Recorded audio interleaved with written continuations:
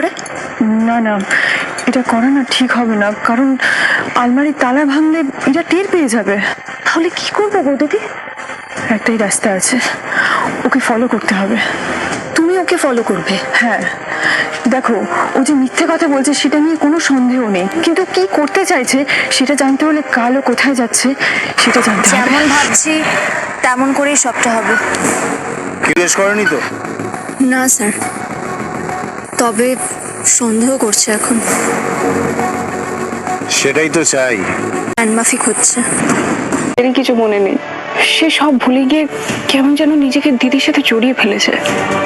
তুমি দেখলে না সেদিনকে তোমাকে বাবা বলে কিরকম আঁকড়ে ধরেছিল?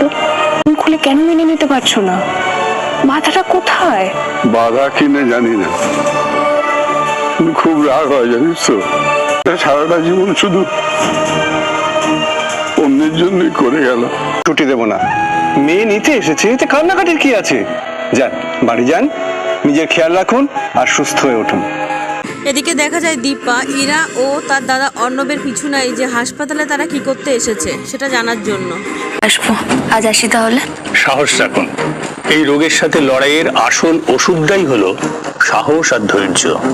আপনার বয়স কম, আপনি নিশ্চয়ই পারবেন। কি হতে চলেছে?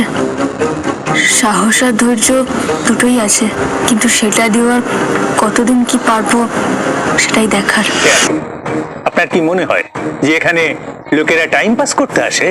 ডক্টর, আমি আপনার সব কথা মানছি, কিন্তু আমার না জানাটা খুব জরুরি। দেখুন ম্যাডাম, আমি জানি না আপনি এখানে কি উদ্দেশ্য নিয়ে এসেছেন। সম্পর্কে কোনো কথা বলা মানে আমার কাজের এথিক্স ব্রেক করা। তো পারবো না। আপনি বুঝতে পারছেন না, ওর কি হয়েছে সেটা আমার জানা খুব দরকার।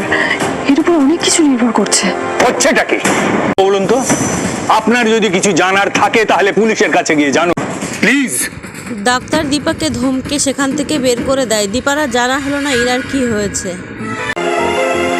ওরা বেরিয়ে গেছে? এই তো জাস্ট খানিকক্ষণ আগে বেরোলো। তোমাকে দেখতে পাইনি তো? নো, আমি গাড়ির ভেতরে পেছনে সিটে শুয়েছিলাম। আচ্ছা, ভেতরে কি কথা হলো? ভেতরে কথা বলতে দেখলাম। অঙ্কোলজিস্টের সাথে কথা? কার জন্য? ইরার জন্য, কিন্তু ওকে দেখে তো অসুস্থ বলে মনে হয় না। আমাদের জিনিসটা বুঝতে হবে, বলো। হুটহাট করে করলে আমরা তো ফেসে যাব। দেখো, কিছু করতে গেলে কতগুলো বেসিক ইনফরমেশনের দরকার হয়। ডাক্তার মুখ খুলবে না, তুমি ডাক্তারকে চাপ দিয়ে মুখ খোলাতে না করছো, তাহলে পরে কি করে হবে বলো আমাকে? আচ্ছা, এর সম্পর্কে খোঁজ খবর নিতে পারবে না? মানে ও কি করতো, ও কোথায় থাকতো, মানে ও সত্যি কথা বলছে না মিথ্যে কথা বলছে, এই ব্যাপারে খোঁজ খবর নিতে পারবে না? কেন পারবো না?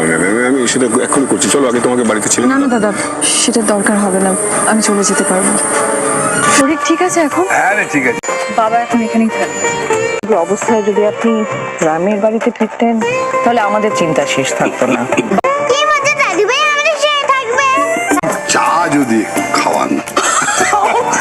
অবশ্যই অবশ্যই। আমি অজয় বাবু, খবরের কাগজে কি লেখা আছে? হ্যাপি অ্যানিভার্সারি সূর্য। কোথায় গিয়েছিলে তুমি?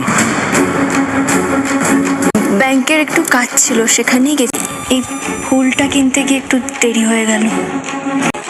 সূর্যর ইচ্ছে ছিল আমরা আমাদের প্রথম অ্যানিভার্সারি এই বাড়িতে সবার সাথে একসঙ্গে কাটাবো। থেকে কি যে হয়ে গেল। কোনটা ডাক্তারবাবু কিভাবে দিতে পারে? উত্তর দাও। চলে যাচ্ছ, এমন করলে কি করে হবে? এরা তোমরা কি ভাবছো সূর্যর হয়ে আমি নিজেই বিজ্ঞাপনটা দিয়ে এসেছি? ভাবতে পারলেন? দেখো, তোমাকে নিয়ে ভাবার মতন আমাদের কারুর মাথাটা প্রস্তুত ছিল না। We are not ready. হচ্ছে তুমি যদি নিজের মুখে স্বীকার করে নাও এটা কি করে হলো, আর তুমি যদি আমাদেরকে বুঝিয়ে দাও। দেখো ইরা, আমরা জীবনে বারবার ঠকেছি, আমাদের জীবনে নাটক কিন্তু কম হয়নি। বেশ, তাহলে আপনারাই খবরের কাগজের অফিসে গিয়ে একবার খোঁজ নিয়ে আসবেন। বিশেষ দিনের জন্য অনেক আগে থেকেই বিজ্ঞাপন দিতে হয়।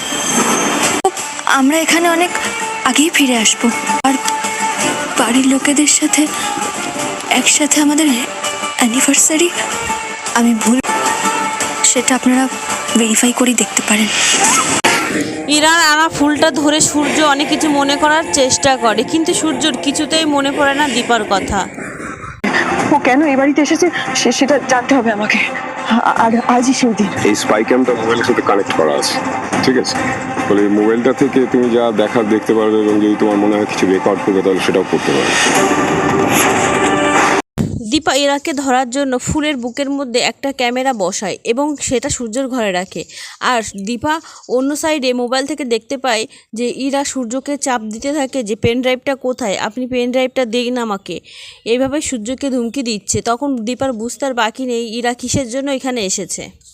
তো বন্ধুরা, দীপা ইরার মুখোশটা টেনে খুলে দিক, এমনটা হলে কেমন হয় অবশ্যই কমেন্ট করে জানাবে। আর চ্যানেলটি সাবস্ক্রাইব করে আমার পাশে থাকবেন। ধন্যবাদ।